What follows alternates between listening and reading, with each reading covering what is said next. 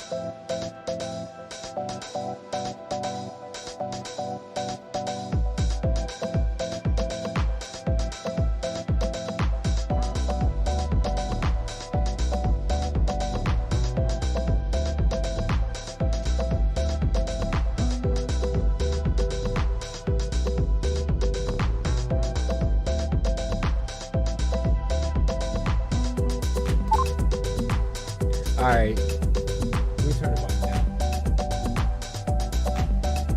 This song is long.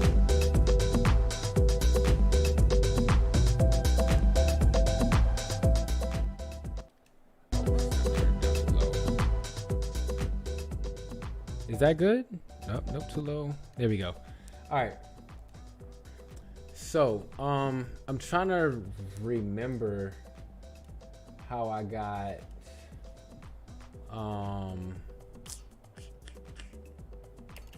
because I literally just left it. Maybe it is something pixels. I don't know. I'm gonna try pixels. If not, then I'm gonna just try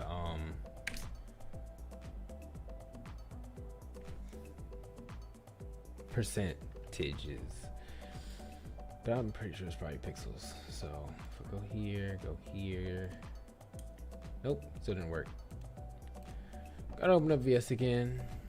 Go here, Jordan's mock website, the box model practice, and then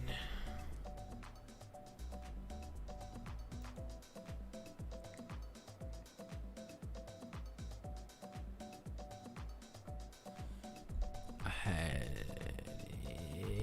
it is pixels. Position relative. Boy. Position relative, man.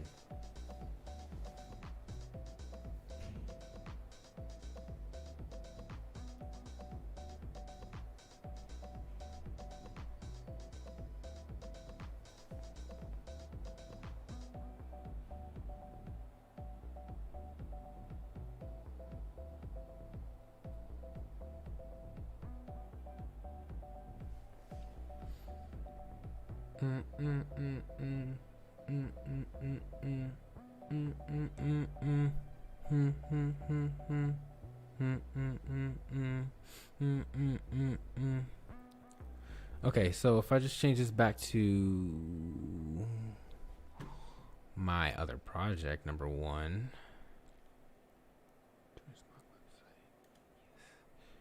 And then position relative. Position.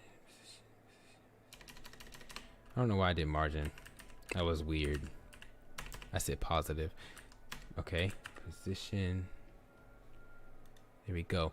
Now it didn't move.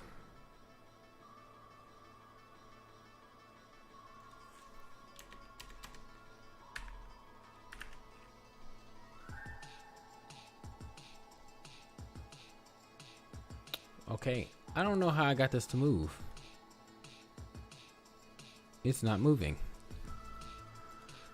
It was moving before, and now it's not. Why is that?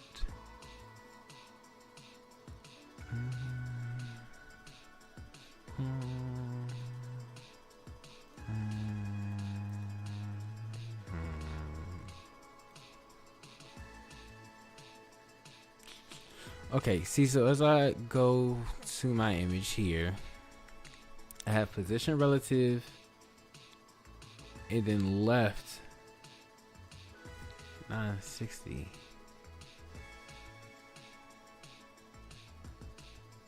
Actually, what's new?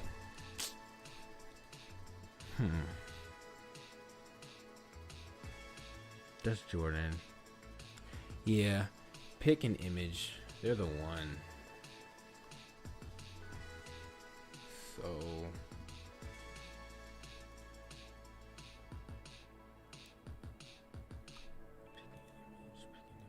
okay. All right. So that means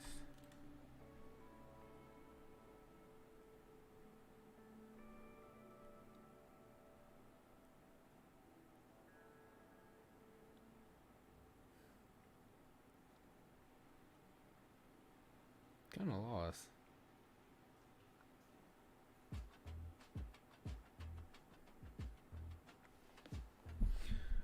Like, I'm really kind of lost. Really kind of lost. Because it worked the last time.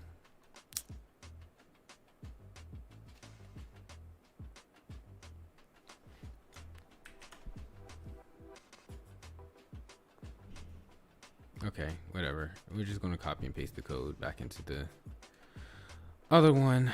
I'm so bored.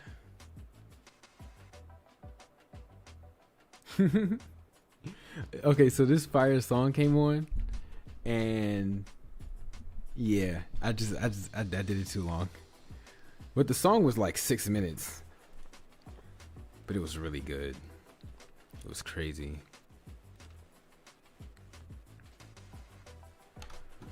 But just to update you, I got kind of bored on Codecademy, so now I'm making a Mox website. Yeah, that song was long. But right now I'm making a mock website of something. Oh, he wants to hear the song. Well, gotta give the people what they want. Where's it? Here. There.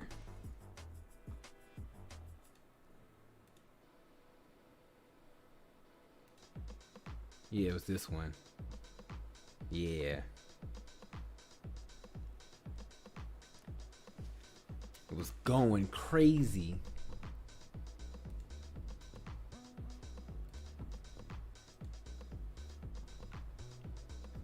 But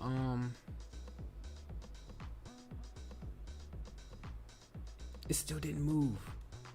What the heck? What the heck? Okay.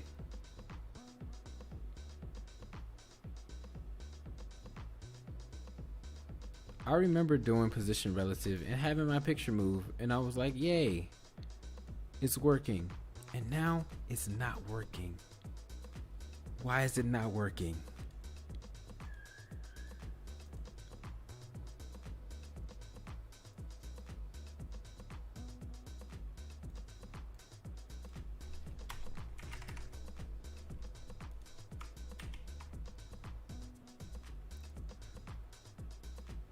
Yeah, it's not working. I don't know why. Positioning pictures in the middle is very difficult for me. What I have here worked at one point. Oh, you know what?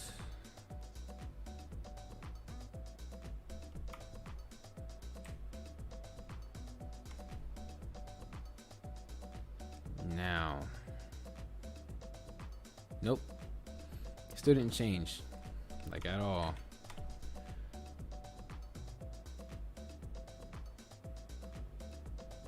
I don't know.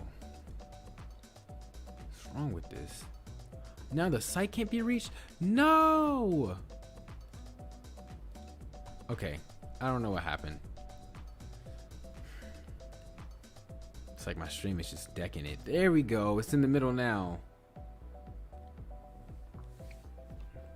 Maybe I did have it. So what I'm going to do is delete all this code because this is copied now. And I'm going to redo it. So yeah, I know the song is crazy. It reminds me of how roller skating used to be. Roller skating used to be great.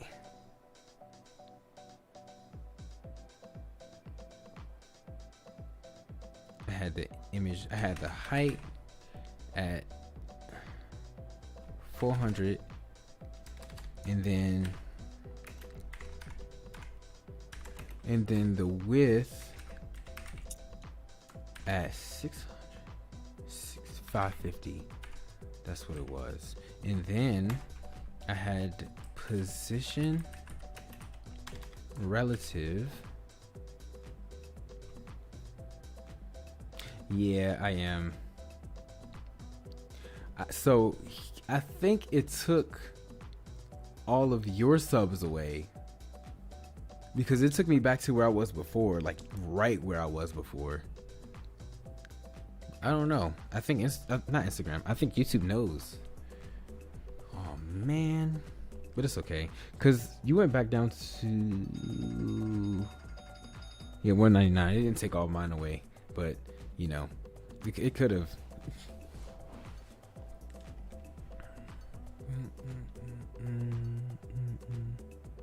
Oh yeah, then maybe people did unsub me. Oh man, phooey. Oh well. The grind keeps going. Position relative, and then what did I have left?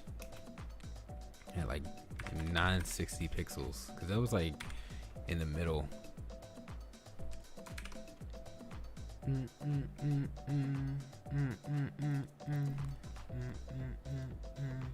Oh man, not again. Okay, anyway, it's 960 pixels, but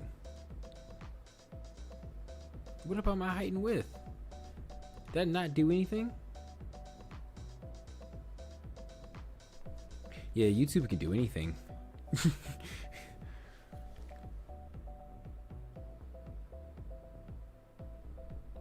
Maybe my width is I don't know.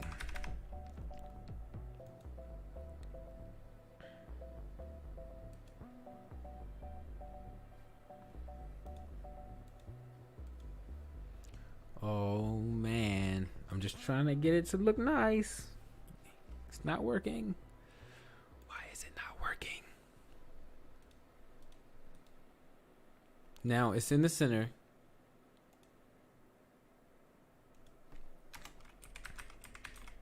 Okay, I'm gonna do border radius anyway. I'm gonna set it to 50%.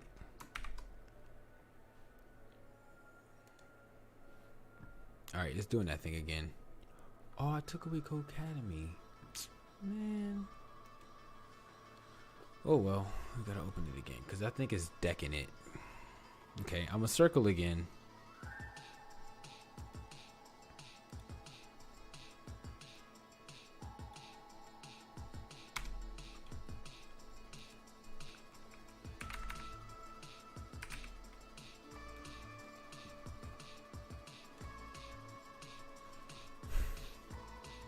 Everything's so annoying. I don't know why it's not resizing my picture. Like literally height and width. Literally. It's right here. You see it? Height, width. It resizes the picture. but not for me. Not anymore.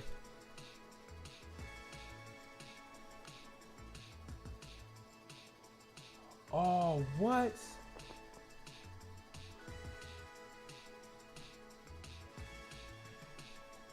Did my live restart?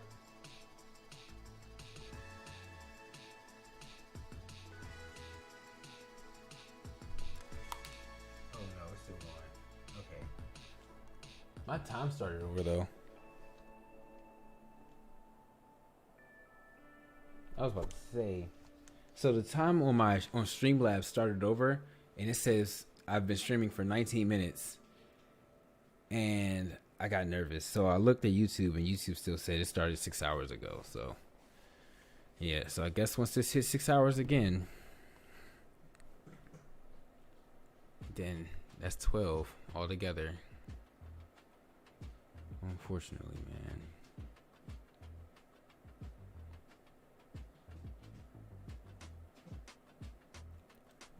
Go back to my mock website.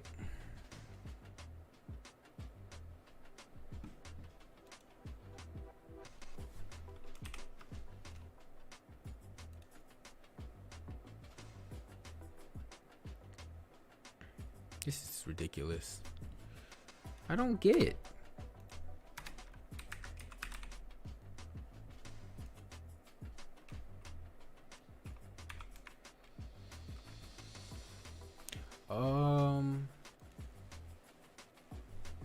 You know what it could be? The fact that I don't have a border. That, I don't know though. I feel like it should still work. Let me do 3 pixels. And solid. White.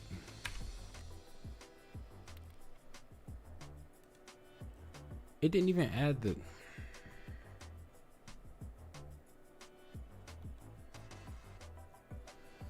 Yeah, this is gonna stress me out. Stress me out.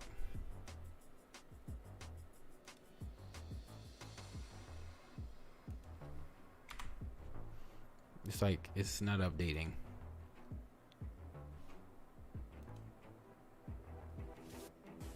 Okay, if I just if I just refresh it. Oh, you know why I wasn't doing it? I don't have my live server on.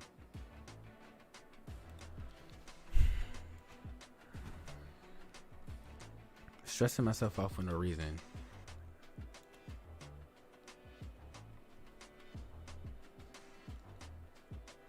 See, now if I go back to my here, I can go back to my CSS and I can do the height. What was height? Dang, I keep forgetting. I think it was 450. No.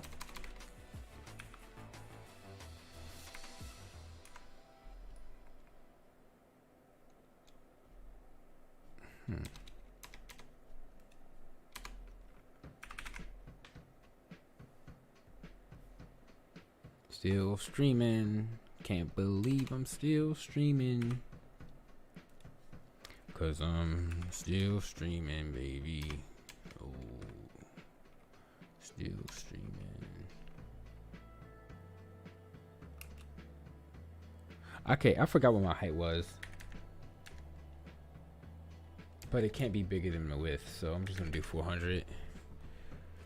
And then I'm gonna look at my live server. It was kind of off.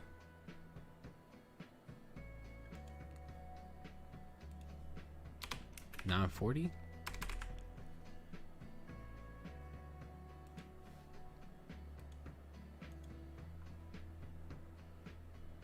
Okay.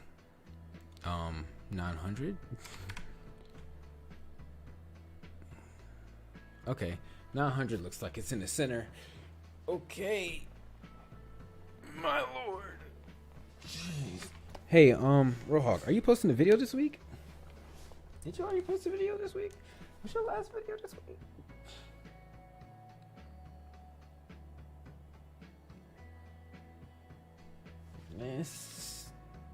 Yeah, are you posting a video this week? And after the series of detecting news bias in the media, are you going to keep going? Like, are you going to keep posting consistently, or are you going to take a break for a little bit?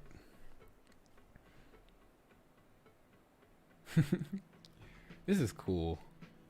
I think I'm going to do a margin at the top, though.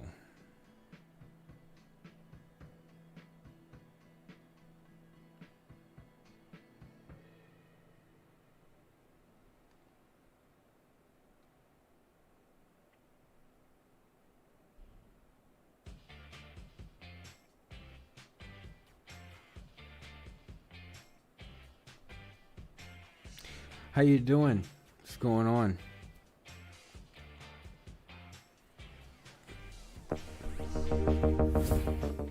Hold on, this song isn't good.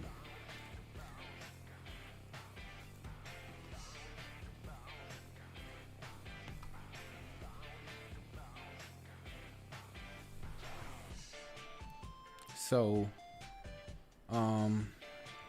wow.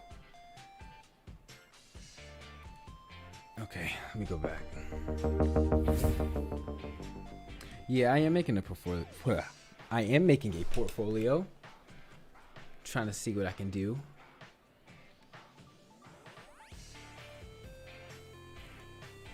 That's the spirit. I've been doing CSS and HTML all day. Well, really, I've been doing CSS all day. But yeah, all day. It never stops. Oh man. It's crazy. But I don't know what I wanted. Oh, I know what I wanted to do. I was supposed to change this song.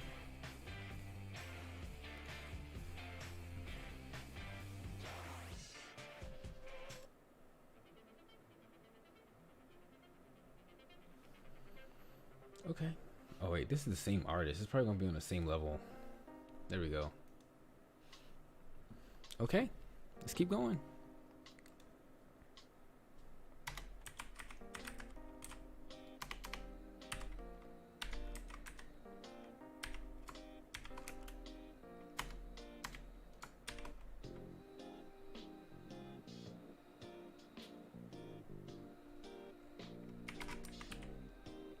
I don't know if 10 pixels is gonna work. It's not touching it though, so let's try to do 20 pixels.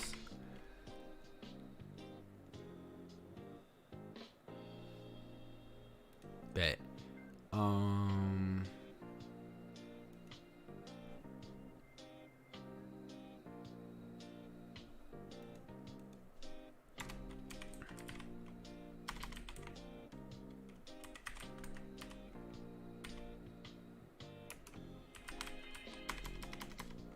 So I'm gonna change my background color.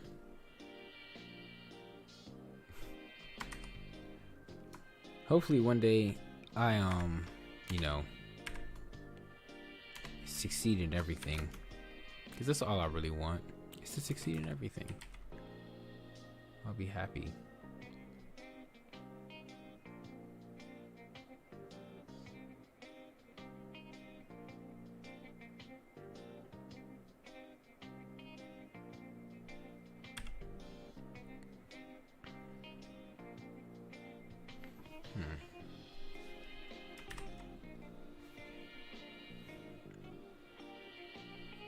Should I change the color to something else?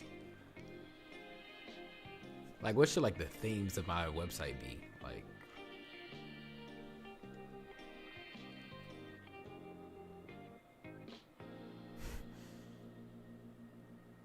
because I'm feeling like I'm pretty basic right now. Yeah, I could do like red. Red looks terrible. Success is kind of elusive. You never know when you will succeed. You never know when you succeed, and that's crazy. Now that I think about it, because once you get into a better position, you just keep on going. Because in my head, what I think is, all right, so I'm gonna change it back to black then. But what was I saying? Forgot. Yeah, when people like quote unquote succeed, like for example, one day I would like to hit a good amount of subscribers, possibly. So if I hit that, it's not like I'm gonna be like, oh, I succeeded, time to just drop everything and just relax. Because in my head, when I think of I succeeded in something, I think of now I can relax. But if I were to get there, I would keep going. So what is success? I'm gonna do another border. It's gonna be a nice paragraph right in the middle. So HTML right under the title, div, and then I'm gonna do a class, and I'm gonna make it called explanation. Did I spell explanation right? I think so. Everything's just not looking like it's spelled right anymore. I don't know why. But I'm gonna do a p tag and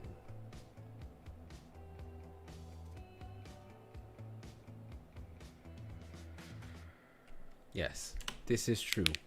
This is true because I first started YouTube and I was like, I'm gonna keep going, just gonna post consistently and force myself to learn how to code in the areas that I'm not good at. Yeah, exactly. Wait, that I'm not good at. So I can strengthen them. And I would just like to, like, oh, okay, all right, here's a good example. I was looking at people with 100 subscribers and I was like, wow, that's crazy. I wish I had 100 subscribers. I only had like 20. And then I got 100 subs and I was like, yes. And I'm still thankful for that 100 subs, but I'm still going. So what's going to happen if I get a dev job? I'm going to try to create my own business. What's going to happen if that success is off and you start making a lot of money? I'm going to create another business. It just keeps going. It's the feedback loop from, you know, it's a hard knock life. Explanation. I think I'm going to do an H1. And I'm going to say,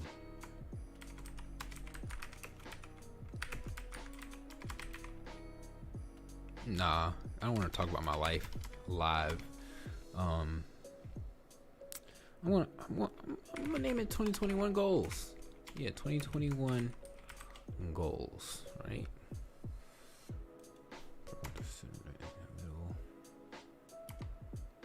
And then I can do a p tag.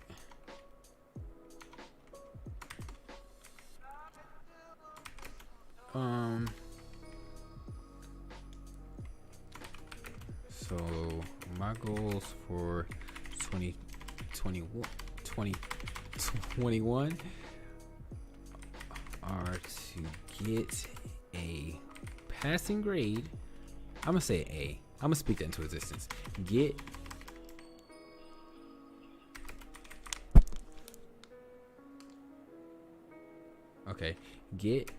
an that's and A in calculus. Dang it. Calculus 2 and linear. Okay, I'm spelling everything wrong. Linear algebra. I also would like to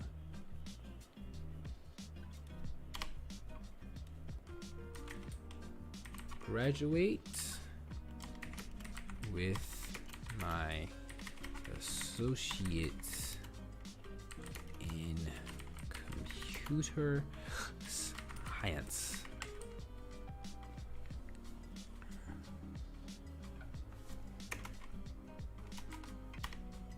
Nah, it's okay. Now, let's open up this again. I should make it H2, not H1. Oh, Oh, changed it already. I forgot I downloaded an extension to do that. Alright, so now I'm gonna try to put this in like a box of some sort. I'm trying to make that box like any color I want, I guess. I don't know. There's a lot of things happening.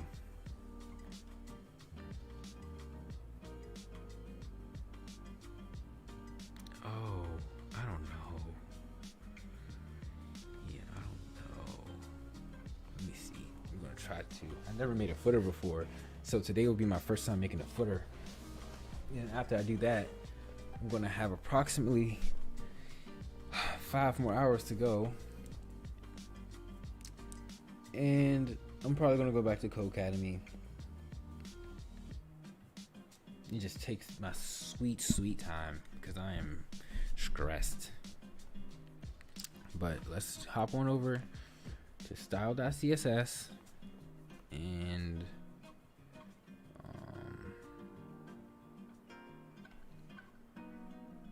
let's create something under title. What did I name it? Explanation. So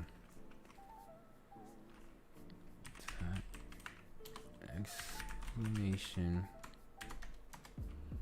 We will have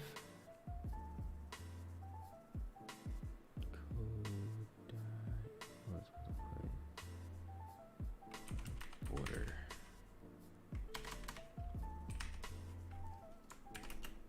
We got 3 pixels.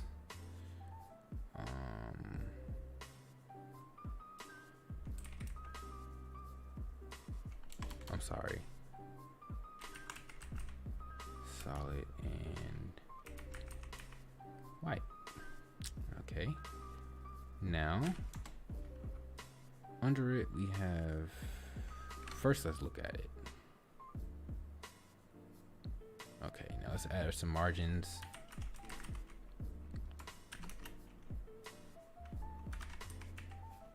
I feel like 60 pixels is extreme, but like I want it to be, yeah, it's not extreme at all actually.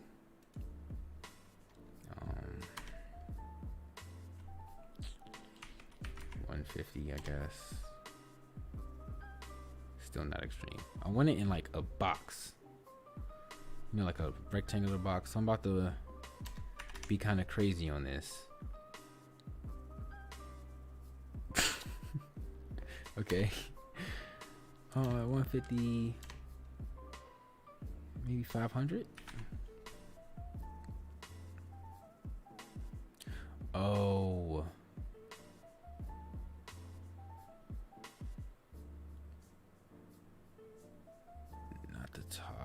not the top. Got it. So I forgot the order. Is it top, bottom, left, right, or is it left, right, top, bottom? I'm gonna look it up.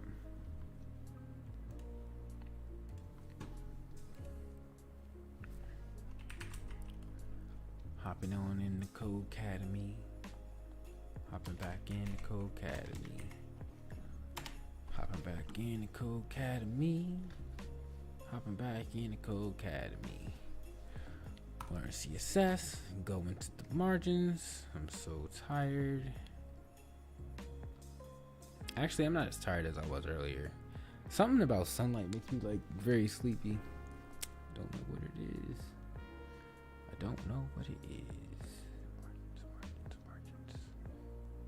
Maybe margins is in a box model. Margins 1.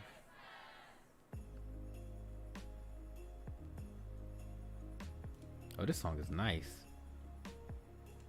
Oh man. Did you hear that?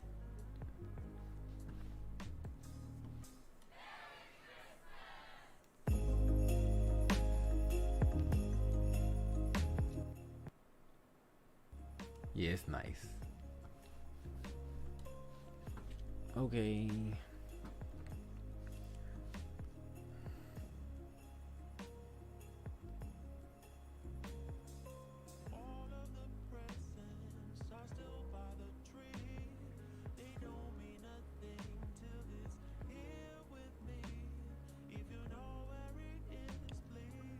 Hmm.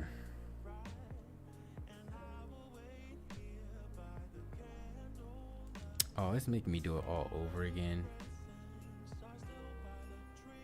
Oh, forgot.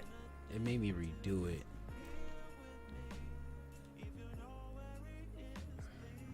Man, I already did the box model. Oh well. I'm just gonna have to do it the old-fashioned way. With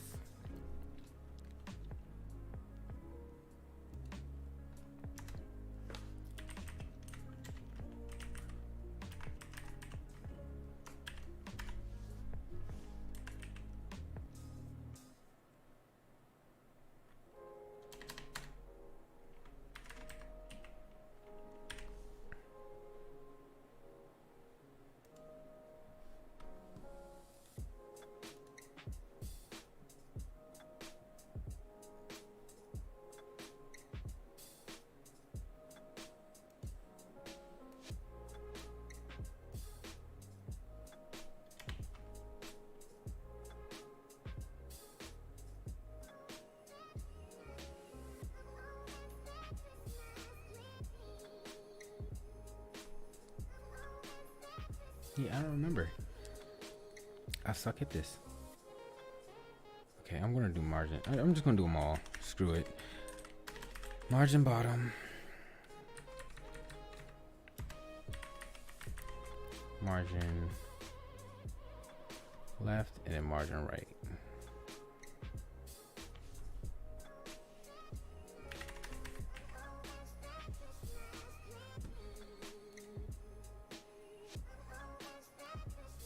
Actually, I'm gonna leave margin bottom out.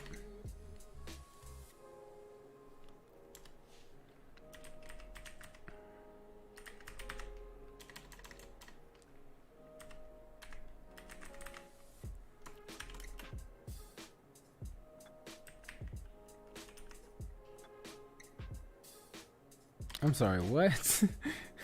I just said margin right, left.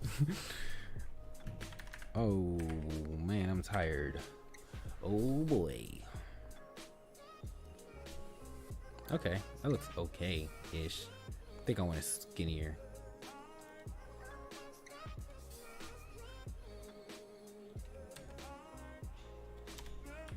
I kind of like that there's still Christmas music playing, but whatever, bro.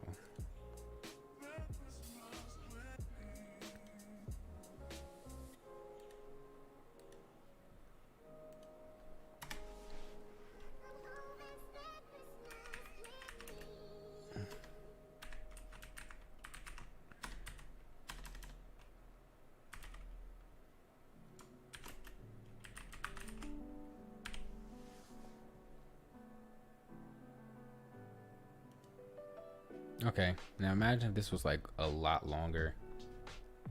Would have been cool. You know, this actually looks really okay.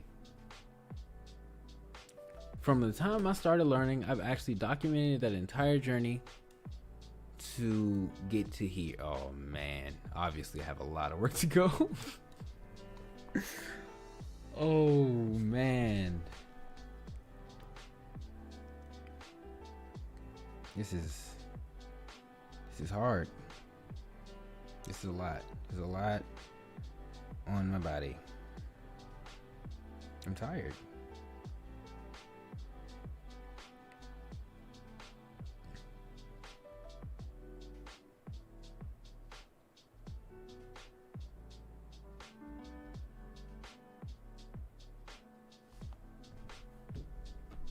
Oh man. All right, I'm gonna try to add a footer, I guess. See what happens. Cause I've never added a footer before.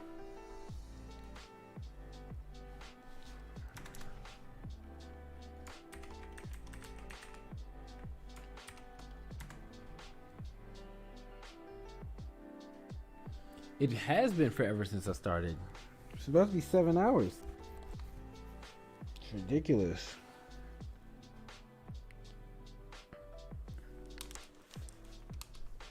Seven, 4 hours. I don't even know if I want to make it to 12 anymore. I'm just so tired.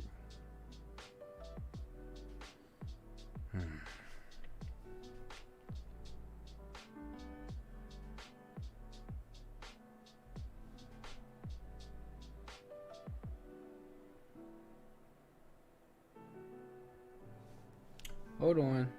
Something interesting happened.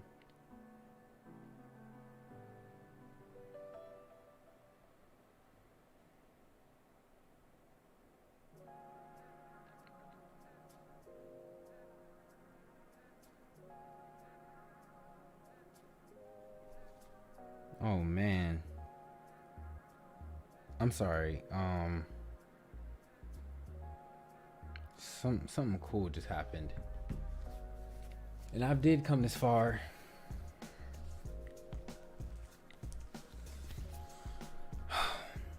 Okay, I don't know what to put in the footer. I'm just gonna put something and see what happens, because I've never made a footer before. I know how to make a footer, but I've never made a footer, so I don't know how to make a footer. Okay, so footer isn't at the bottom, so I forgot how to get the footer at the bottom. That's something I should look up. Or you know what, I can look at one of those projects and here.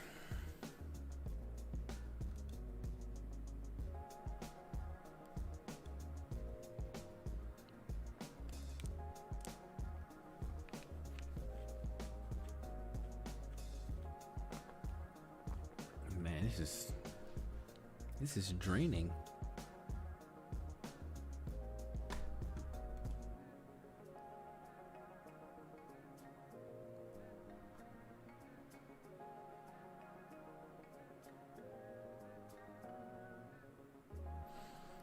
Okay. Stand up a little bit.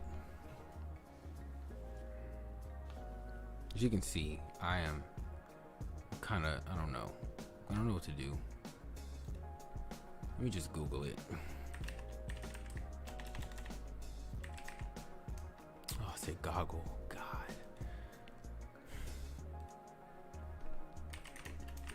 How to make a footer stick to the bottom. Literally. I can go to CSS tricks.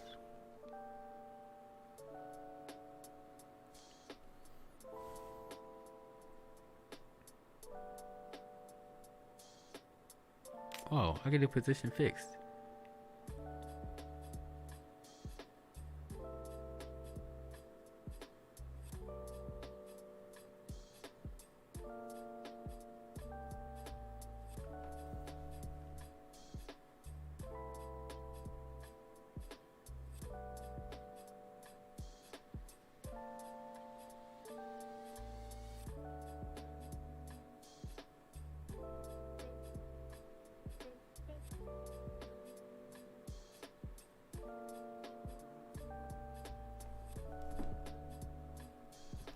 Oh man.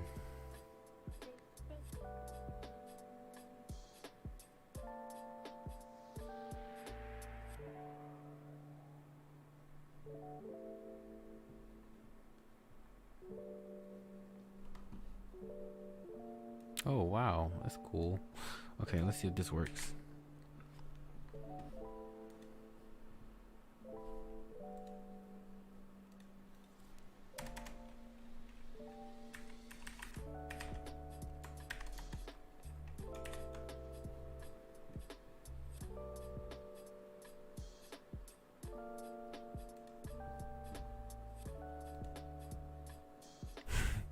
It didn't work at all. Actually, I don't know, bro. I'm very tired. Kind of want to end the stream, but I don't know. I'm coming up on 7 hours. And I'm so tired. I still haven't finished CSS. I kind of don't want to anymore.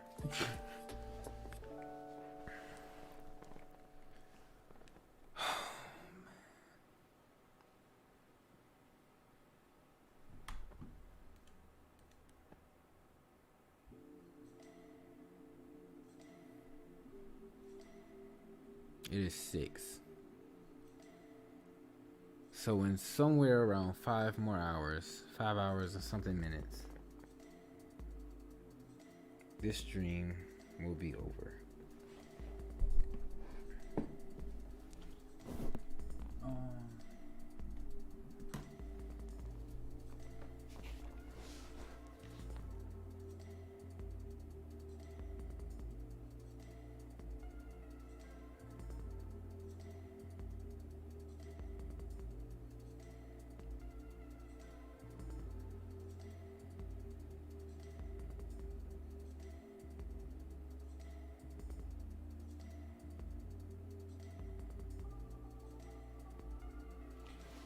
Yeah, I don't know. Rohawk, if you're still here, what should I do? Should I A, finish CSS, B, finish JavaScript, well, start JavaScript, or C, try to add more stuff to my mock website? And I'm gonna be honest with you, this is kind of a lot for me. Just a little bit. Like, I know how to add links and stuff, but I'm not thinking about it. I don't know. Let me try to add a button or something.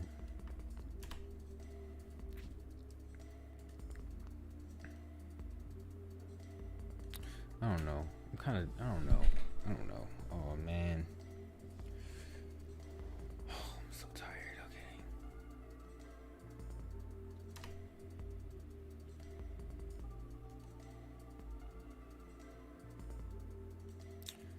Alright, I'm gonna start JavaScript. And I'll just try to finish CSS tomorrow. Unless I keep going. Okay, I think you should finish CSS. But at this stage. Okay. Thank you. Let's go back to the grade. Let's keep on going.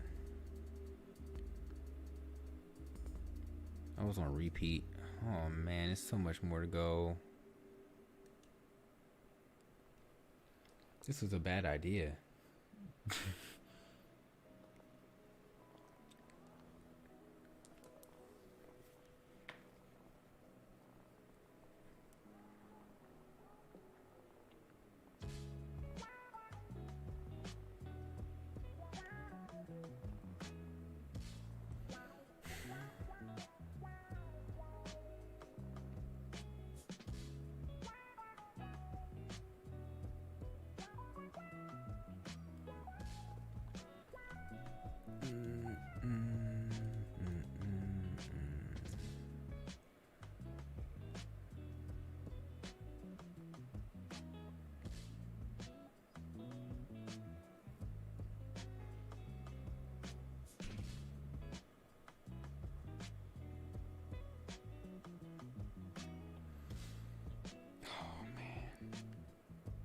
I'm drained. You know what? Maybe I need a break. I'll be back.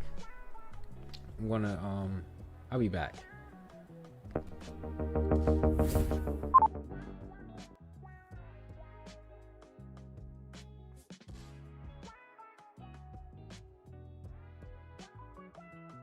Okay, so when I come back, I'm going to start learning JS. It came from Rog himself, and that's all I needed to start it, because I really want to start JS.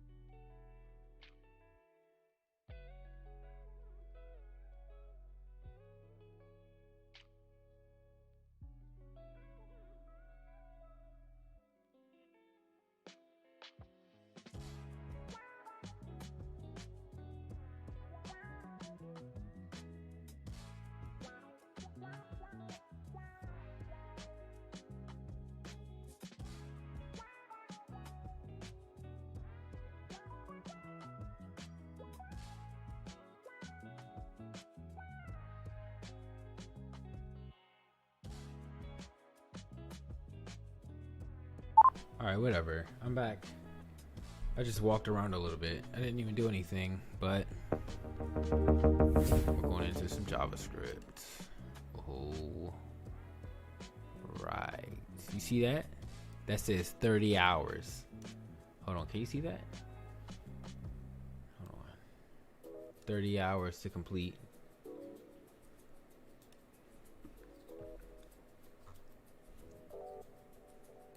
Yeah, let me see if I can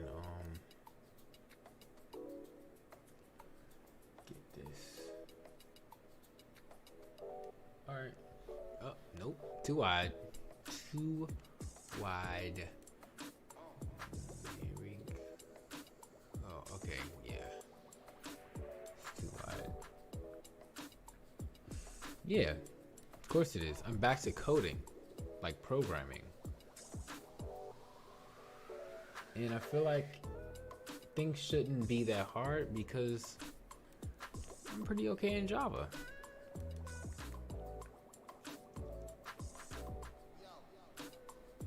Okay, here we go.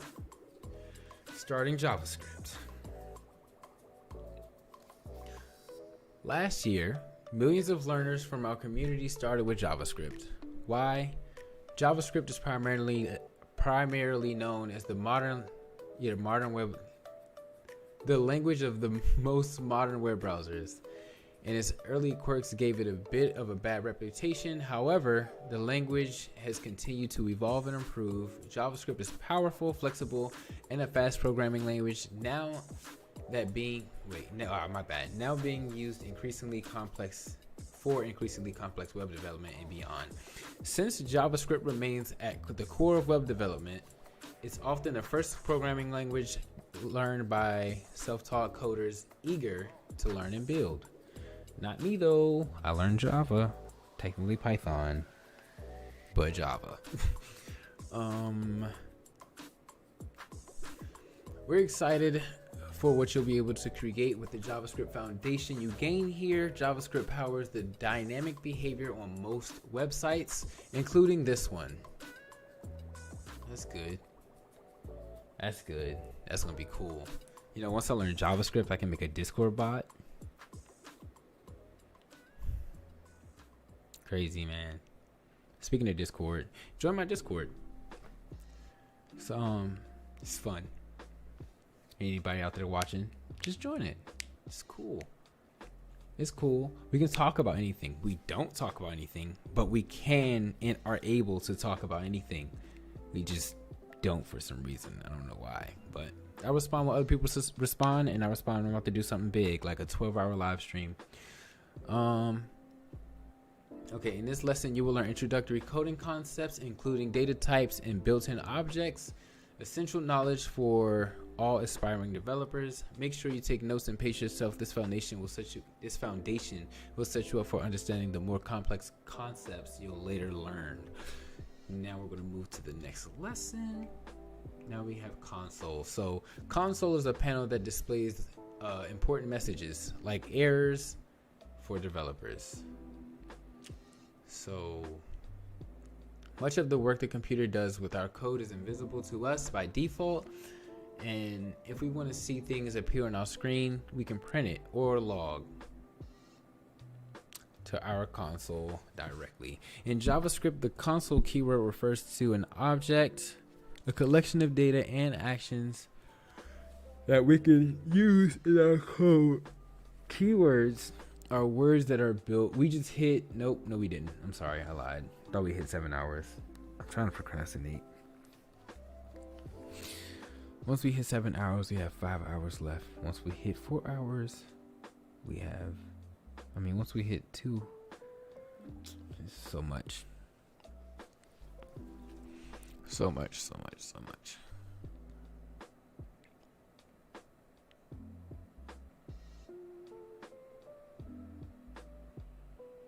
I forgot where I was at.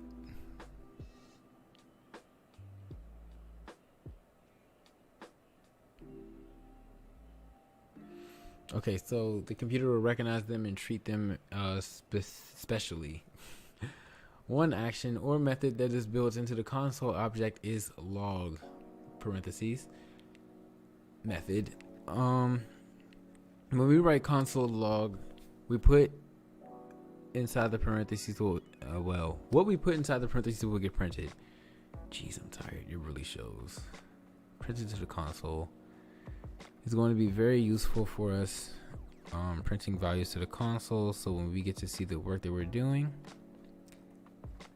Okay, all right. This example logs files to the console. The semicolon denotes the end of a line or statement. Although JavaScript will where usually run is intended without a semicolon, we recommend you put it as a good habit of ending each statement with a semicolon so that you never leave one out in few instances when they are required. RIP to the right ear. Dang, you're right. Oh man. How is this? Nope. How is that? Oh man.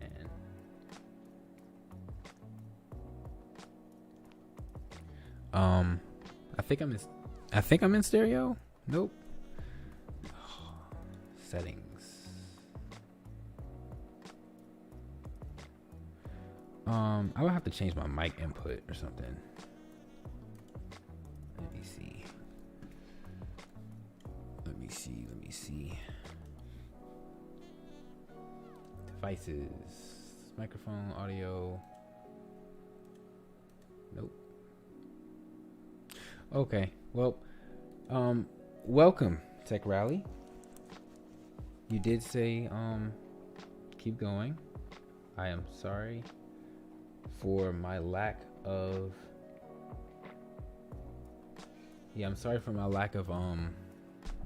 stereo output using the microphone. I don't know why it does this, but yeah, I don't know why, like at all.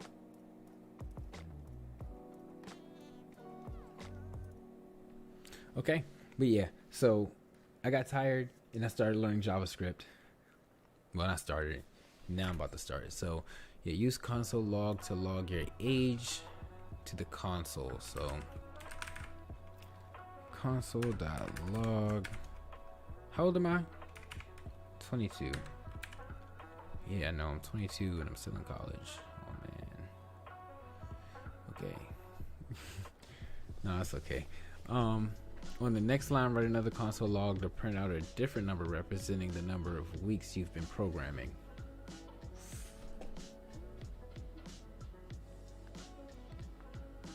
I don't think I can. I don't know. I'm just gonna say 3. Console.log and then 3.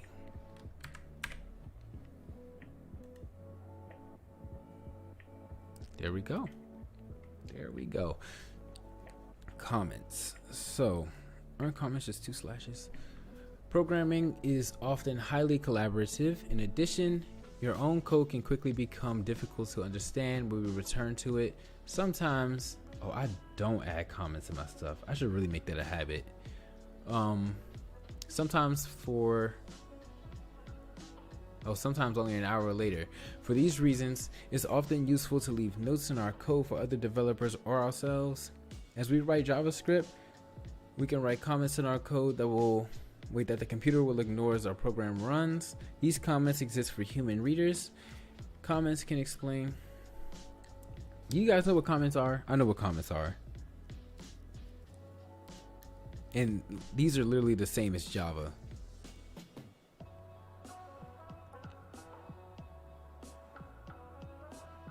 Oh, I didn't know you can do that though.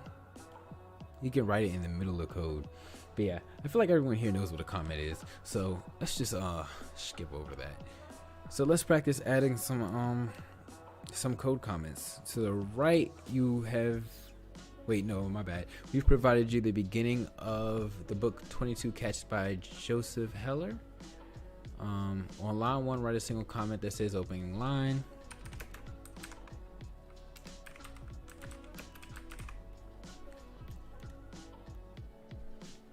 Single line comments are great for adding text to your code. Multi-line comments are best suited to prevent a block of code from running. However, both types of comments can be used for either purpose. Use a multi-line comment so that the bottom 6 console log statements can all be commented out. Okay, these are the bottom 6. Copy. Got here. And then there with the asterisk, and then we go here, and then that with, I think it's that, right? It's like right here. Yep, I'm right. Bow. We're going on to the next one.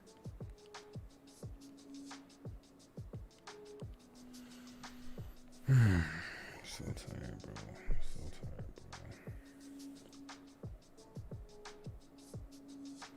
Data types. You guys know what data types are? Pretty sure you know what data types are. I'm gonna read it anyway though. Data types are the classifications we give to different kinds of data that we are using in programming. In JavaScript, there are 7 fundamental data types: number, string, boolean, null, don't know that one, undefined, don't know that one, symbol, don't know that one, object, don't know that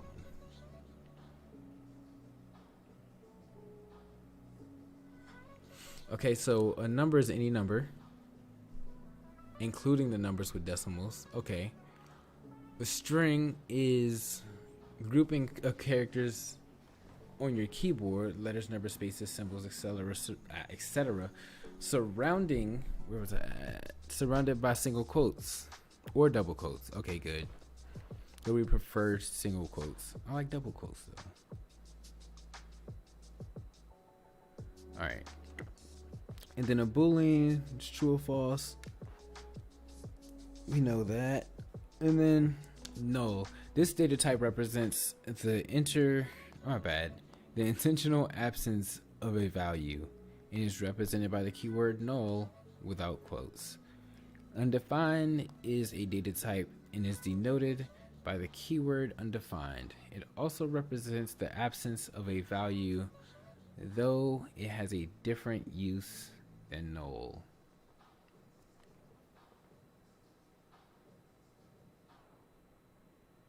I'm so tired. I'm so tired. I'm so tired. I'm so tired. I'm dragging. Symbol. A newer feature to the language. Symbols are unique identifiers useful in complex coding. No need to worry about these for now. And object. Collections of related data.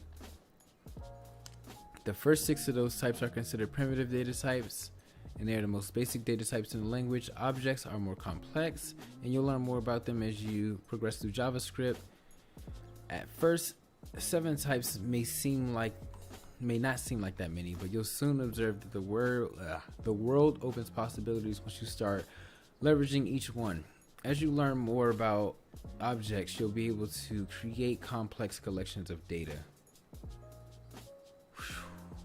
But before we do that, let's get comfortable with strings and numbers. Okay, on line 1, log the string JavaScript. So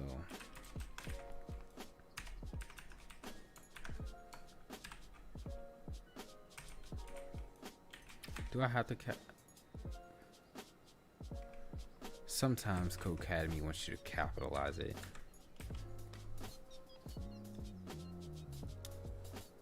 See, but watch this. Copy that.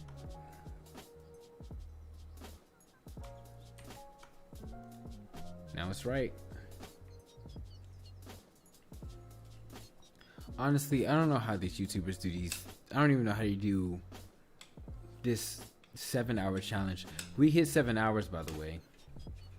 We have been on the stream for 7 hours.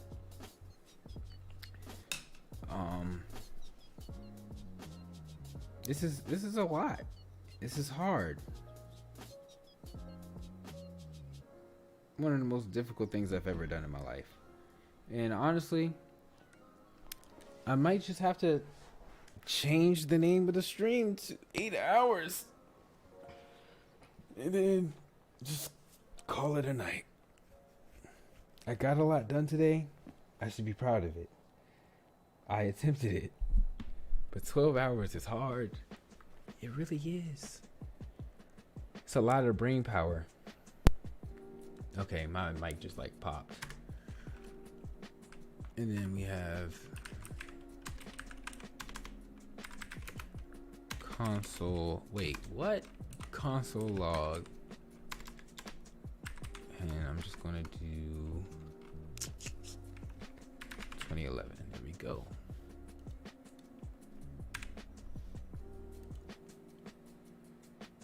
Bam. Now I'm going to be printing this next one.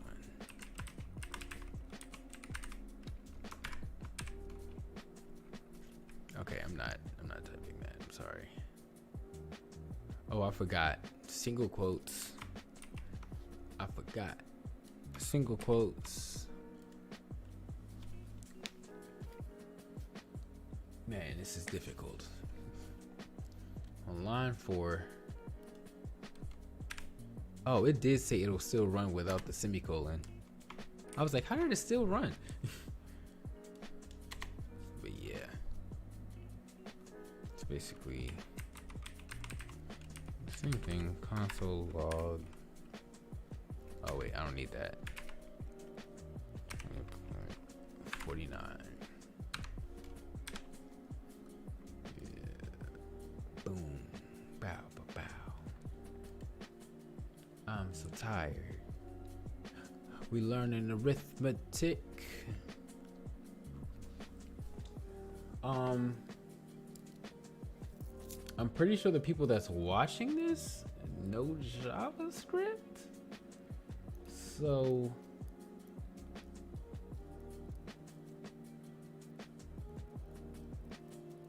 yeah, I'm pretty sure you guys know JavaScript. So I'm kind of just transferring what I know from one language to another language, to be honest with you.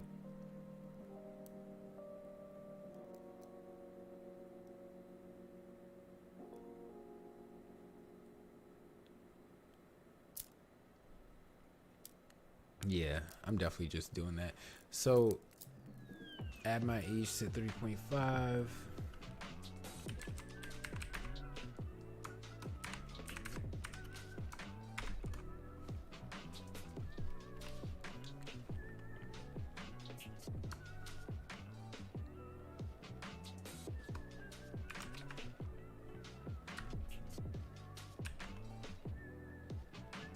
Wait, I have to add it to my age.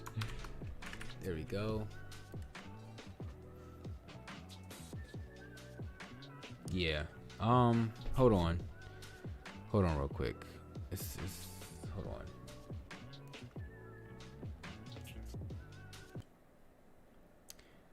on. Bam. Please hold for a very important message. So, thank you everybody for coming and enjoying the stream. I really do appreciate it. This was very difficult for me. I may have to end it. Oh man. Yeah, I may have to end it. And I am sorry to say that. But 8 hours, once I hit 8 hours, I'm ending it. And I'm going to eat and I'm going to enjoy the rest of my night. And there's nothing to feel bad about because I coded for 8 hours straight. That's a lot. That's more than I've done, I think, last week. I don't know. But it's a lot. But yeah. 12 hours was a reach. I was very close. And I think that I think I still did a good job, even though I can't make it. So in approximately 47 minutes, I will be ending the stream. Thank you everyone for joining. Let's get these last couple minutes out. And yeah, let's keep it going. All right. I'm tired. I'm gonna give my PC a rest. I might hop back on and play some Call of Duty or something, but I'm not coding at this moment. That's how people burn out. Oh man. So I'm going to be writing another console log inside of my parentheses. And it's going to take the current year. It's going to take the current year.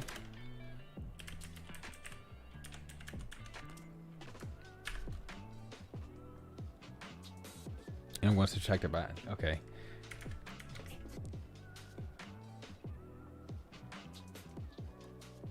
I know. I'm sorry, Rohawk.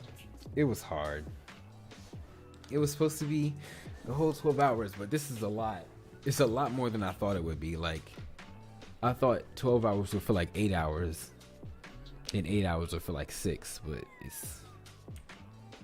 it's terrible.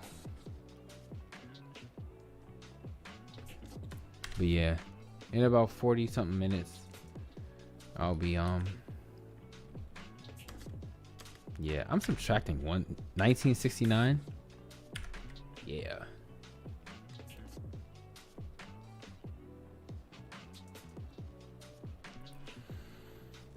Create another console log. Inside the parentheses, divide 65 by 240. I would feel really good if I hit the whole 12 hours.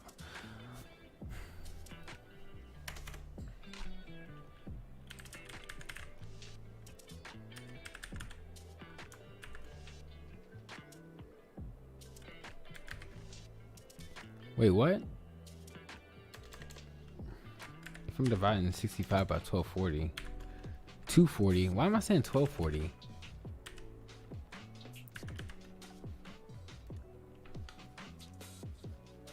Oh, it actually does want it the other way.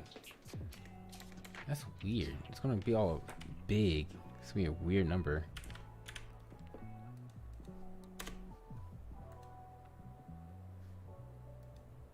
See?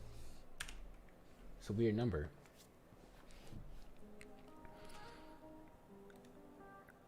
Okay, so now I'm multiplying. Okay. It's kind of weird. Okay.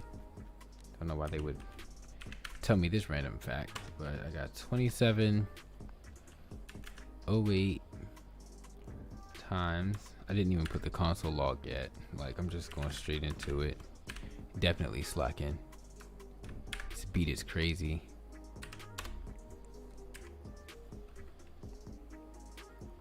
What was I doing?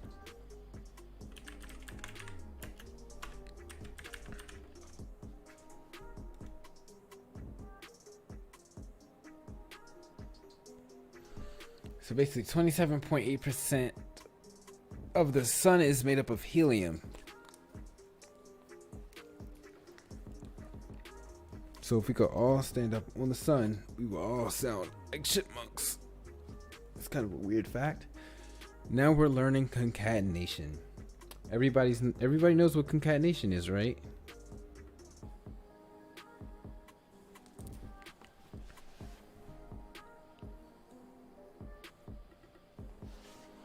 Because I do. So I'm going to be concatenating hello and world. I say, oh, I was about to spell concatenate, bro.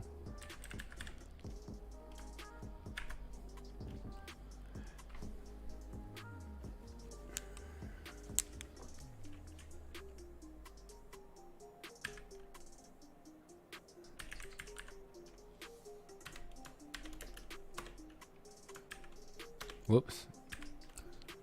World. It's probably gonna want the H to be capital too, because that is what Code Academy is. Bam.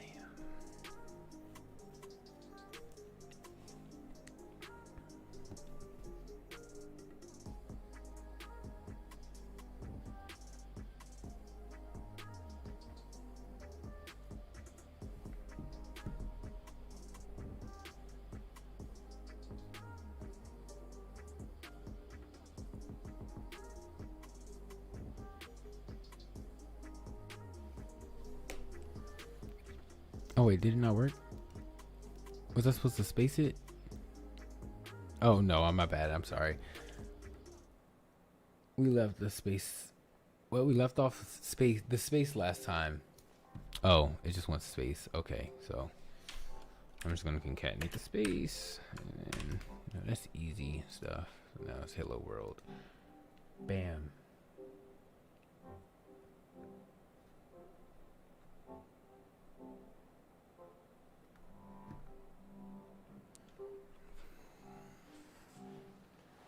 understand how people do these 12-hour streams. This is crazy. This is so much.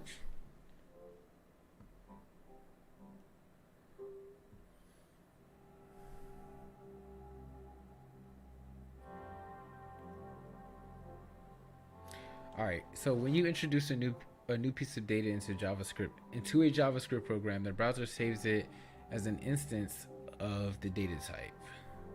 So every string instance has a property called length.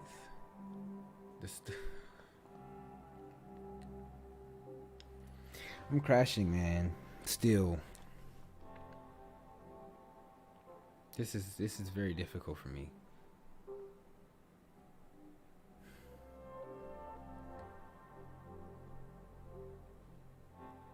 I'm really trying to get through it. I feel like I should like learn JavaScript when I have more energy, you know?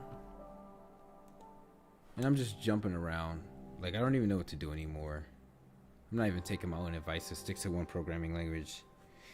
And I still gotta finish editing my video for tomorrow, which is done. I just have to, you know, I don't know. But index. I'm gonna try to play around with some Flexbox, I guess. Oh no, why is it crooked? What happened? Man.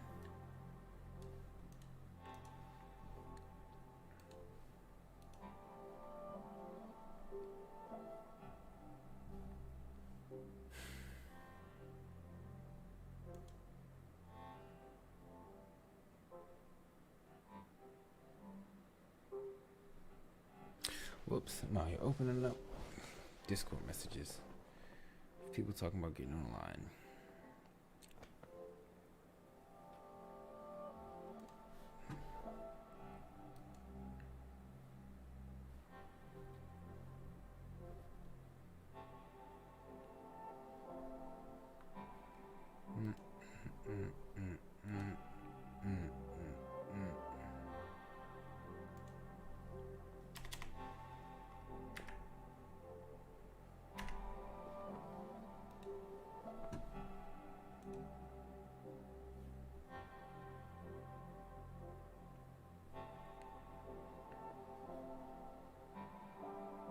I could make this a link. Let me see.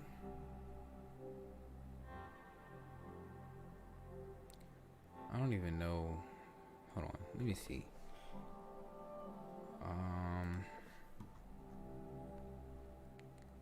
If I go up to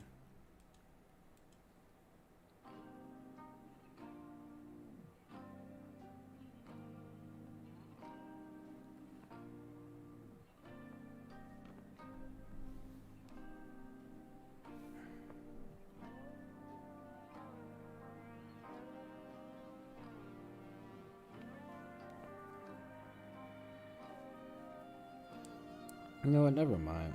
I don't know. I'm gonna just take it an hour by a time, an hour at a time.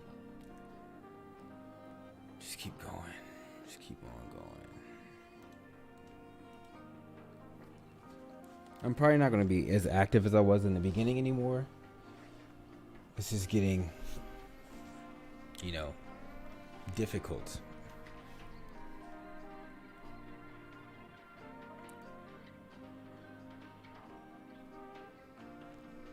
Go here.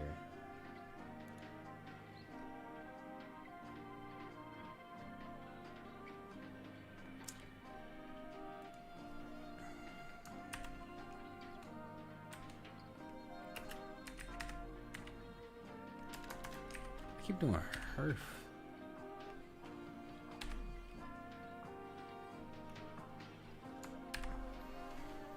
All right.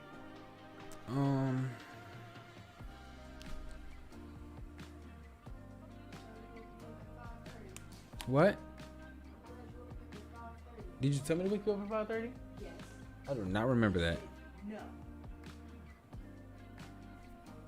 I do not remember you saying that.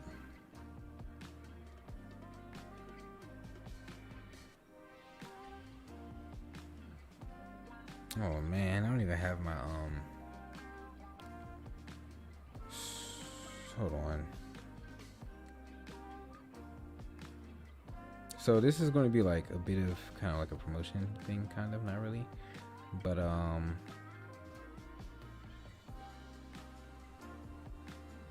yeah.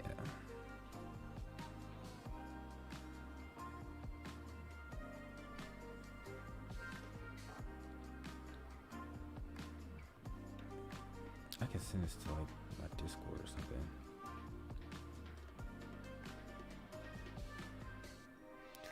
No, not my Discord. Oh man, I don't know what to do. I think I have an empty Discord somewhere in here. Oh, my bad, guys. I'm trying to get a link to something, but my connection is terrible.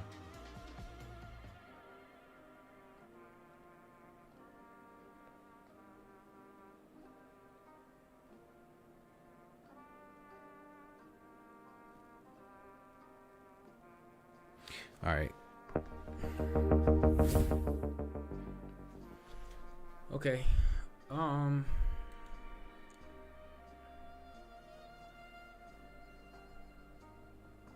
This is terrible. I'm so sleepy. Why am I so tired?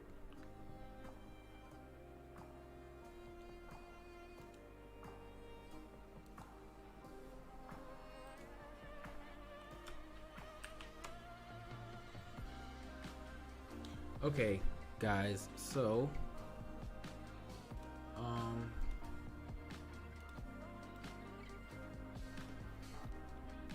I'm back to coding. I got my link. I don't know what that noise was.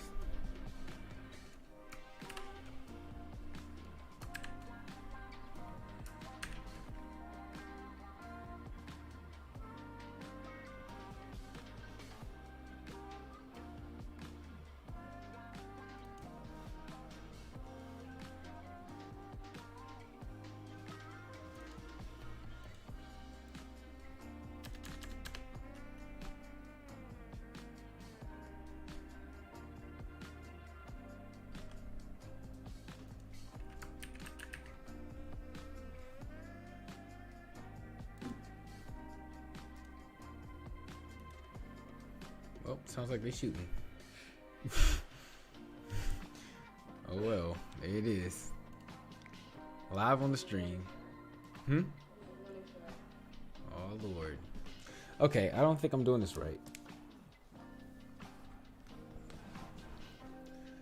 So, what do you do when you're not doing something right? I'm getting scared. I feel like I'm doing something wrong.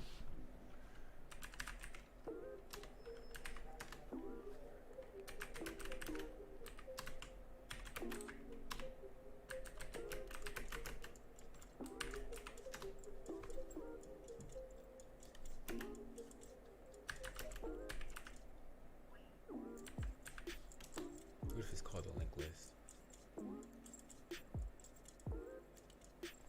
Hey, there we go. Stack Overflow. All right. Stack Overflow. Feeling like a real programmer now.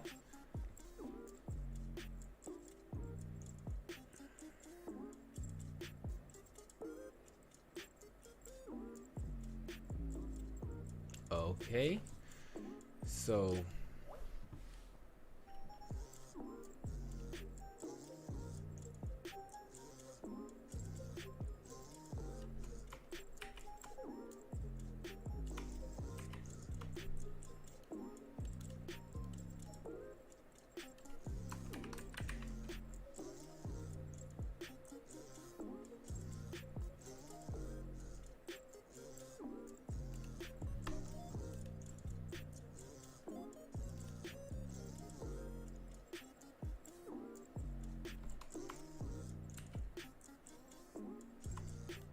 well, that's what it's supposed to get.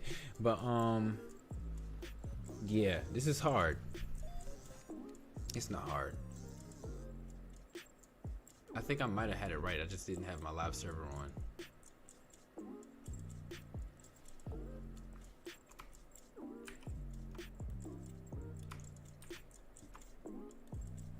Yeah.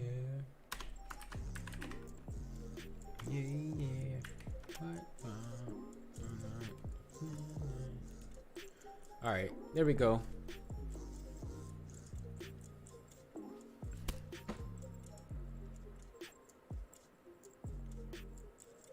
We did it. And yes, this is me. This is me. That is all of me. That is me. Dang it. Did I just delete it?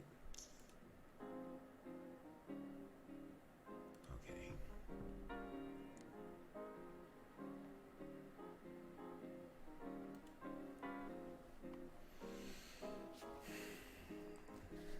I put it in the wrong one. I put it in home, but I meant to put it in music.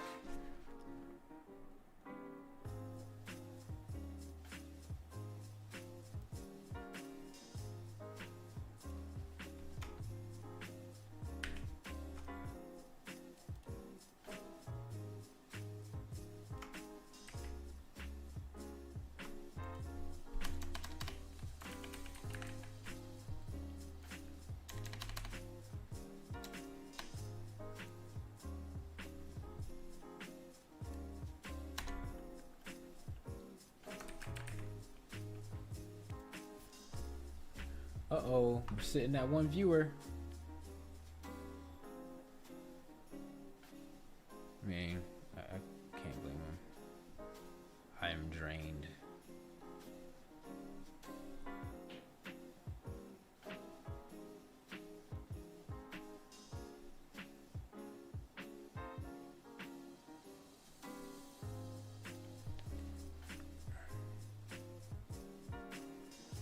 I am absolutely drained.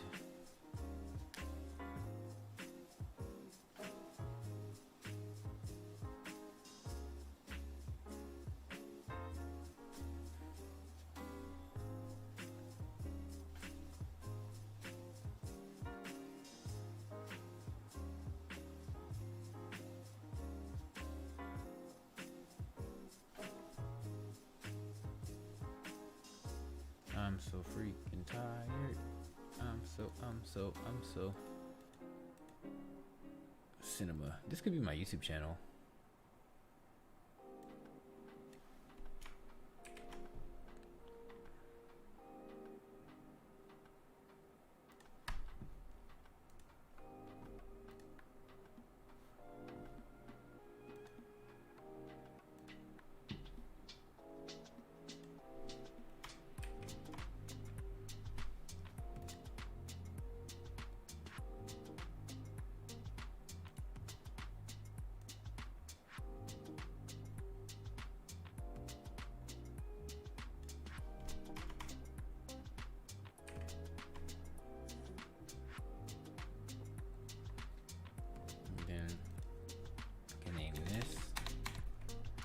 Cinema.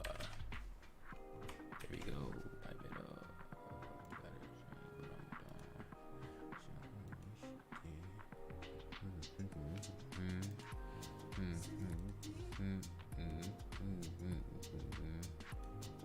Bro, why does my circle keep moving? I need to get this centered in the middle, like permanently. Never moves.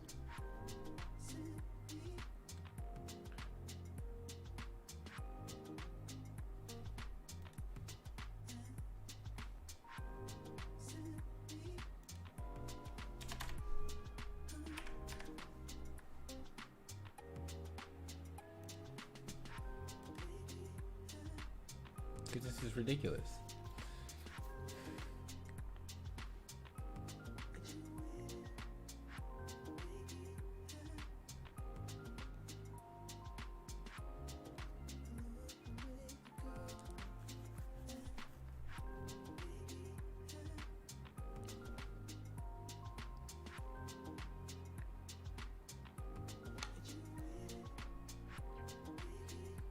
Okay, so I have music there, but I forgot how to make it go to a different page. Target _ blank.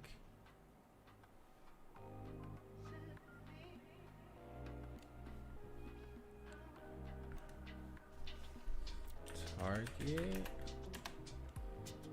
and then equals underscore blank. Like, I remember it, but I don't remember where to put it, if that makes sense.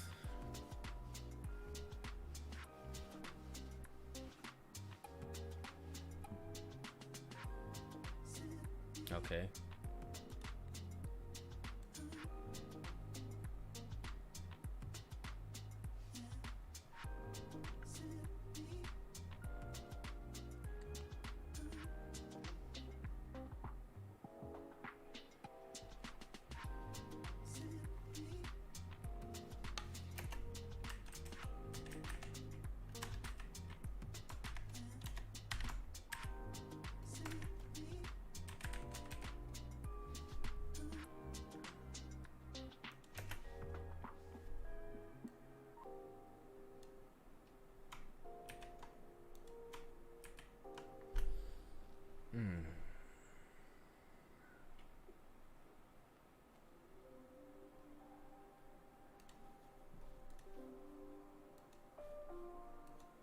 There we go. I did it.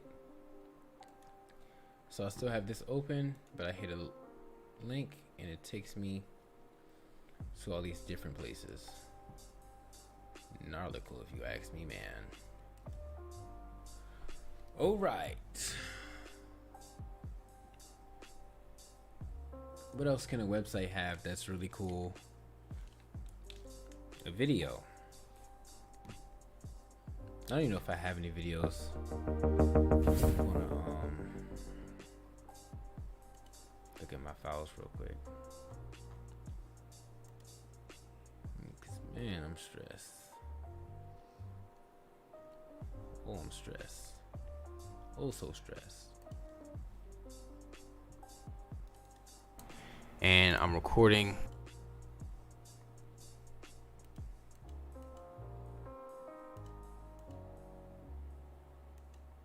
Oh, this was the video I did with caution.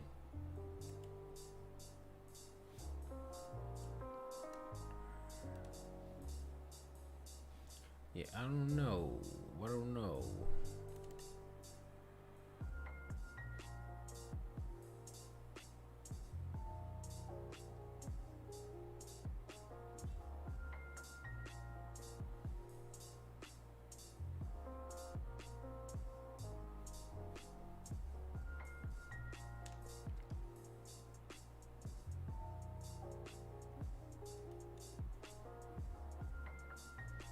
Yeah, I don't have any videos, so that thought's out the window.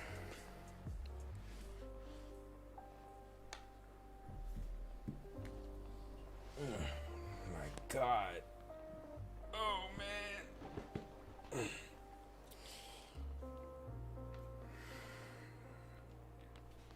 20 possible minutes.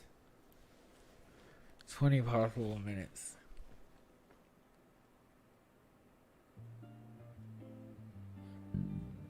My bad.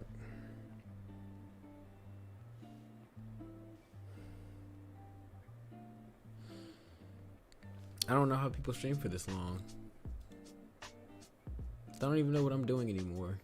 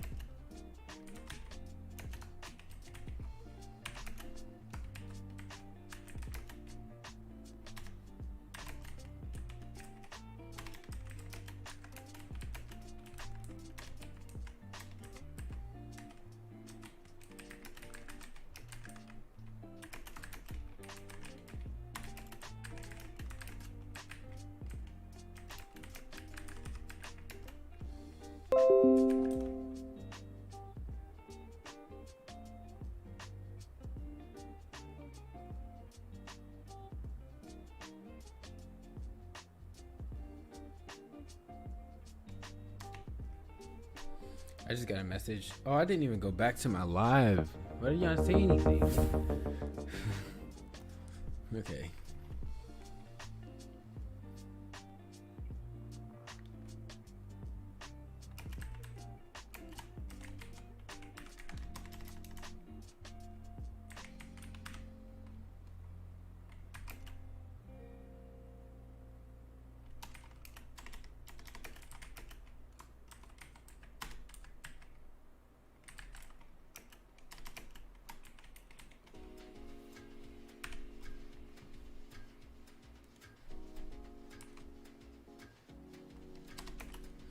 What am I doing?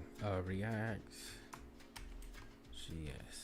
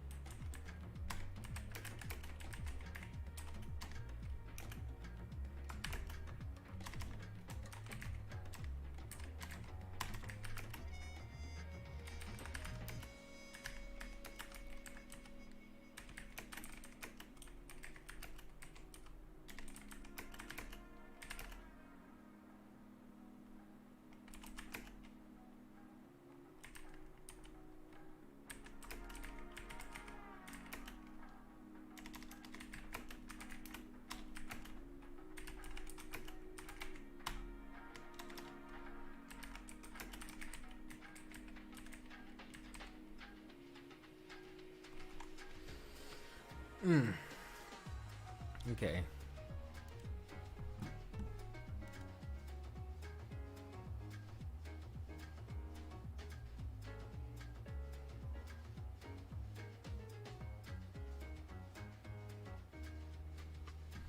That font is small.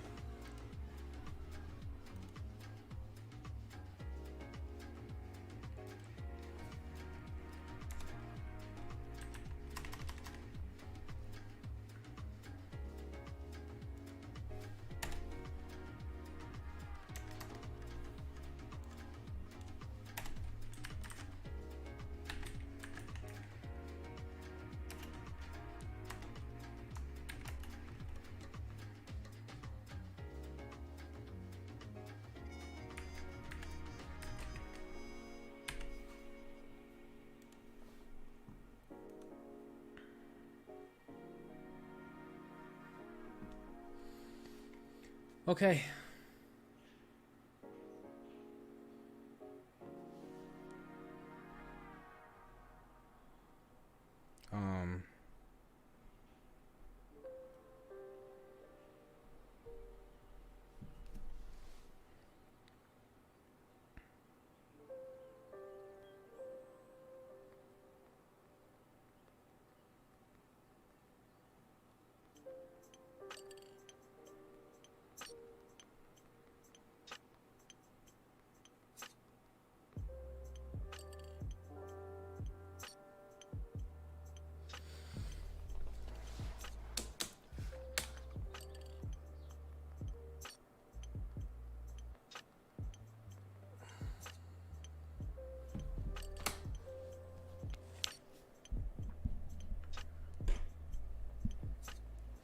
Okay. Okay.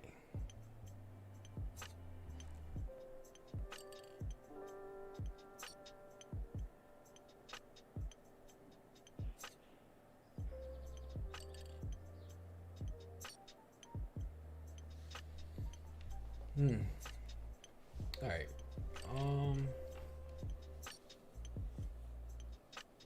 I don't know what else to add to this.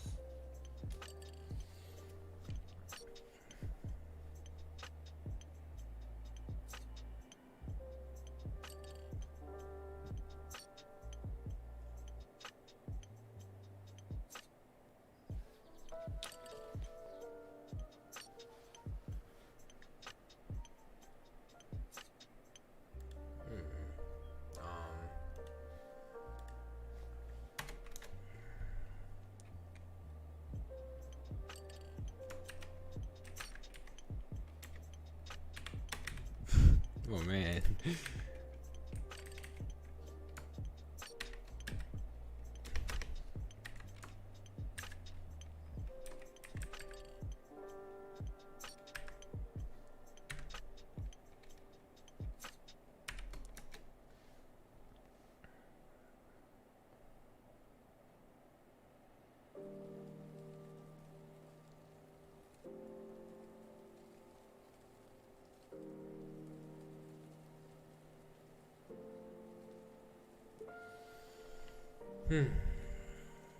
Yeah, I'm about to go eat a full course meal, and it's okay.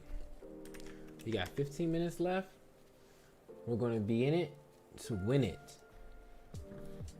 I made it for 8 hours, which is great. You know, couldn't make it to the full.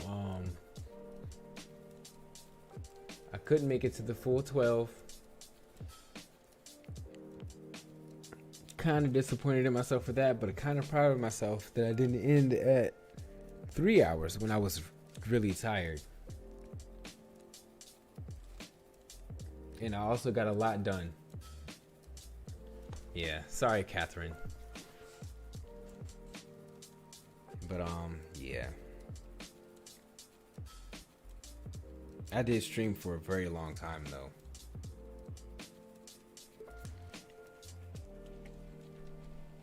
But it's okay. We made it. I'm about to make a button. I'm gonna try to make that button go somewhere. I don't know. H3. Hold on. H3. What should it say?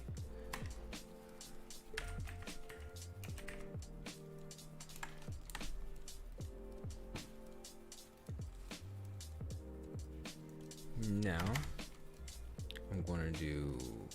What did I just name it? Like I literally just named it. Hello. Let me just look at it. Hello with a capital H.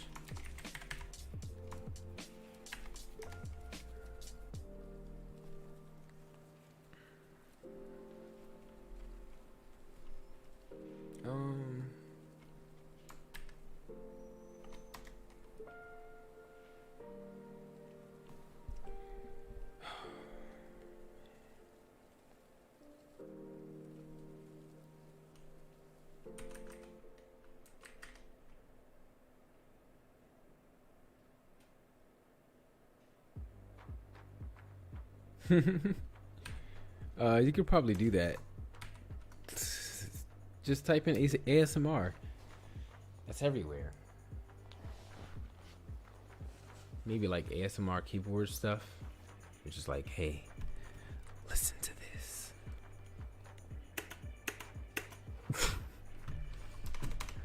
People are weird. I could never get an ASMR.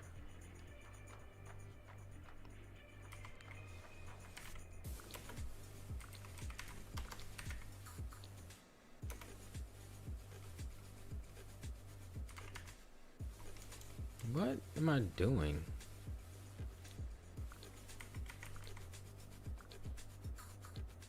Oh no, I'm gonna make it a regular color, so I'm gonna make it like white. And then semicolon it right. Then I can make the height 100 pixels. And the width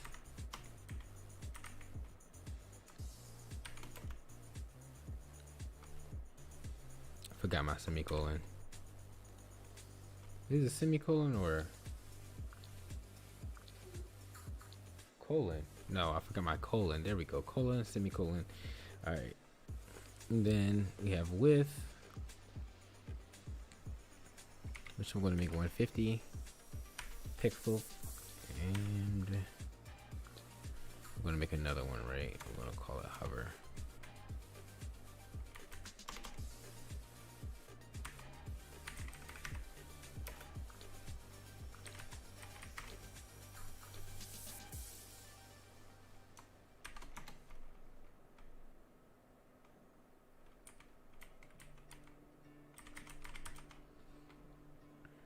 All right, we're at 9 minutes, guys. I'm sorry. I failed you.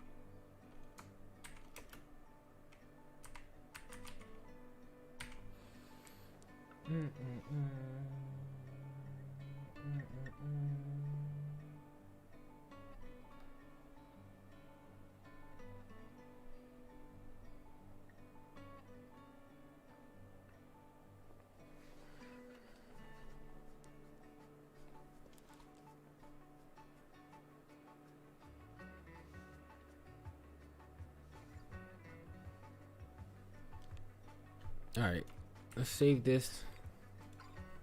See what happens. Pow. Wow. Oh, it don't do it. Why don't it do it?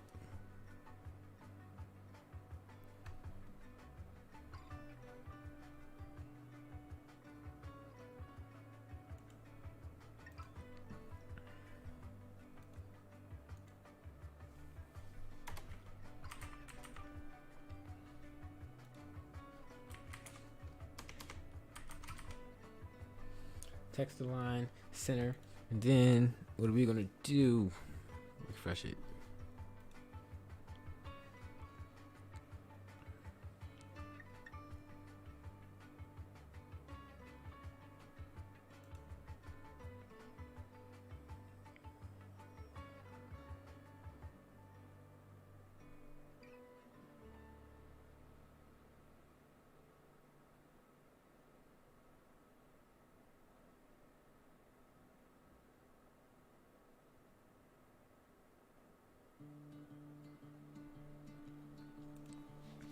Okay. Oh man. Oh, I'm cracking everything.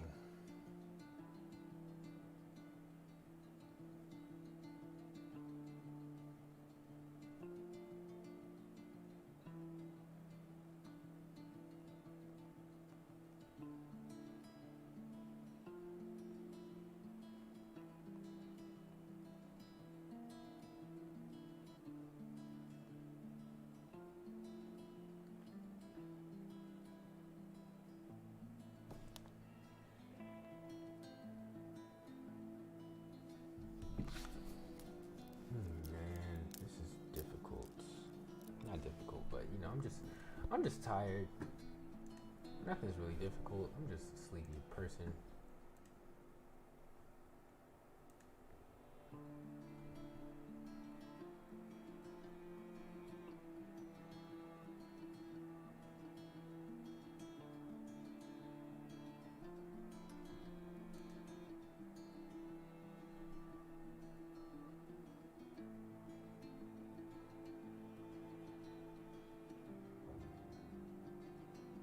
Bro, there's a lot of noises going on. It's making me nervous.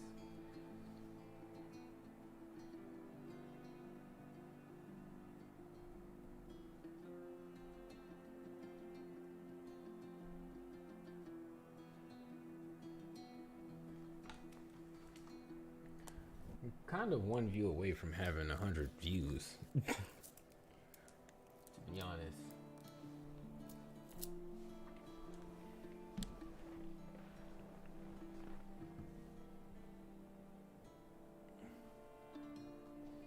It'd be a nice way to end the stream with 100 views.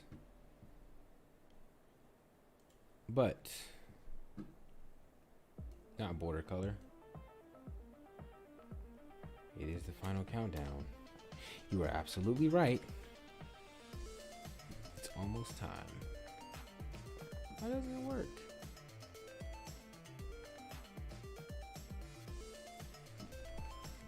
Maybe my button is actually like a button.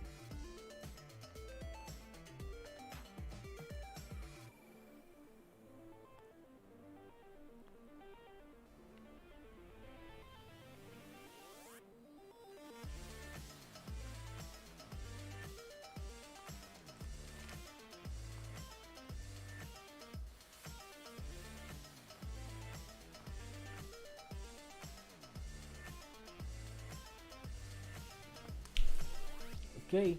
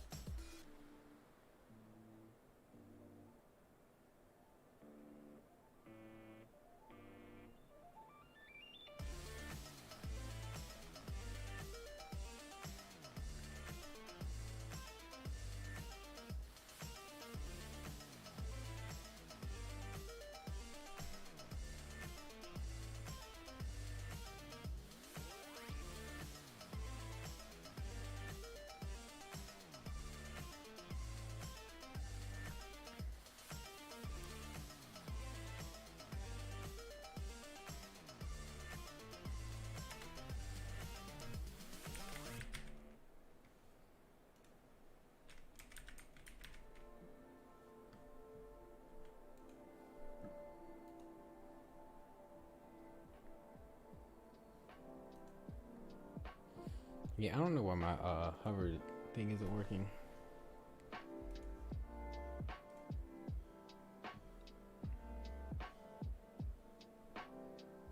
It's just not. I don't know why. I don't know why.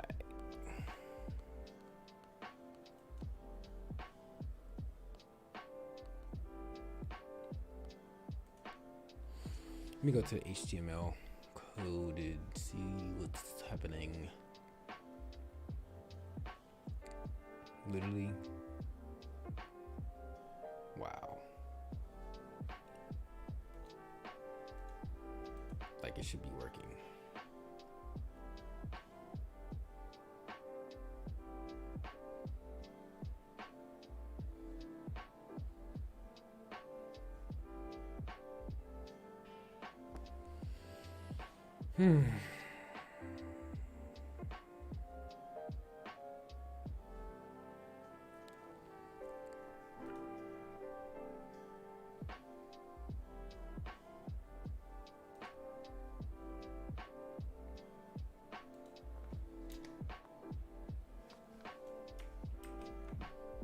Maybe need to be touching.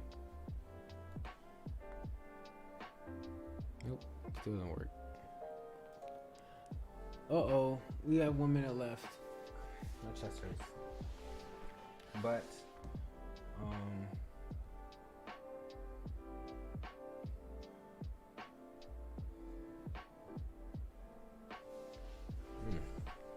chest race. I have to change this title to Coding for 8 hours straight. 4 hours short of my goal. But, 8 hours over where I thought I was going to be at. If you really think about it. But, yeah, I had a lot of fun doing this in the beginning, and then it started going downhill. But, yes, we have made it to the almost almost end of the chat of the live stream, but I'm actually going to end the live stream early because of my lack of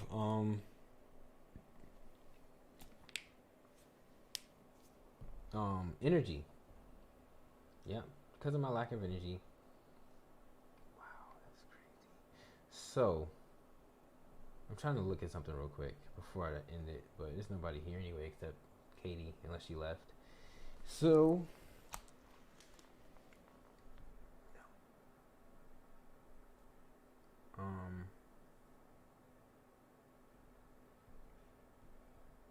trying to see something. Hold on. All right. Yeah. So, thank you everybody for joining in. I really do appreciate everybody that did come in and, you know, support me on getting to 12 hours. It was hard to actually get to 12 hours. 8 hours is a lot, even though I didn't make it the whole 12. I did still make it 8, which means that's 8 hours of coding that I wouldn't have had if I decided to just sit on the couch and watch TV today. So, even though we didn't quite make it there, we still made progress. And look out for tomorrow. I have a video coming out. Thank you, everybody. And enjoy the rest of your day.